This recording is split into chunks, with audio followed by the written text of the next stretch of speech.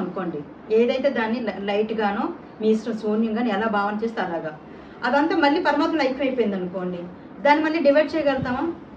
మరి డివైడ్ చేయలేనప్పుడు అలా వెళ్ళడానికి ఏది అడ్డం వస్తుంది? శరీరం మరి చనిపోయిన తర్వాత ఒకటి ఉంటుంది కదా, దాన్నే కదా మనం వచ్చేదాన్ని కర్మ అని పదం వాడుతున్నాము.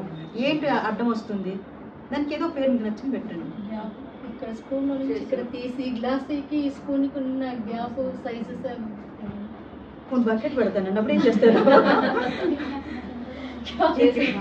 దానినే మనము ఆత్మకు సంబంధించిన దాని యొక్క ఈ కర్మల్ని లేదా వాసనల్ని లేదా గుణాన్ని లేదా సంస్కారం అన్నిటిని కలిపి దాన్ని చిత్తం అందాం. కాసేపు చిత్తం అని పేరు పెట్టుకుందాం. చిత్తం అంటే ఏంటండి? మనస్సు, బుద్ధి, అహంకారం, నేను అనే భావన.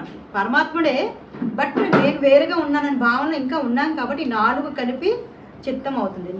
ఇప్పుడు ఈ జన్మ నేను తీసుకున్నాను, ఏ జన్మ పుణ్యము, ఏ జన్మ పాపం, ఏ జన్మలో వచ్చిన బుద్ధి అని అంటూ ఉన్నాం కదా. ఆ పాట వాడుతున్నాను ఏమైంది సార్ అంటున్నాం కదా. అంటే ఈ మహాలక్ష్మి అనే ఆత్మకి మళ్ళీ జన్మలు పొందడము, మోక్షం పొందడం అనేది దాని యొక్క చిత్తం మీద ఆధారపడి ఉంటుంది. ఇక్కడ వరకు క్లియరా? ఇక్కడ వరకు క్లియర్ కదా. ఇప్పుడు మనకి ఏం మార్చుకోవాలి? చిత్తాన్ని మార్చుకోవాలి.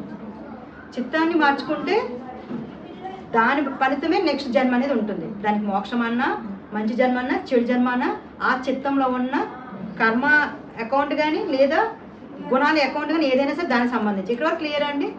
ఇప్పుడు కొంచెం షార్ట్కట్లో కొంచెం అసలు చిత్తం ఫామ్ నుంచి వద్దాం.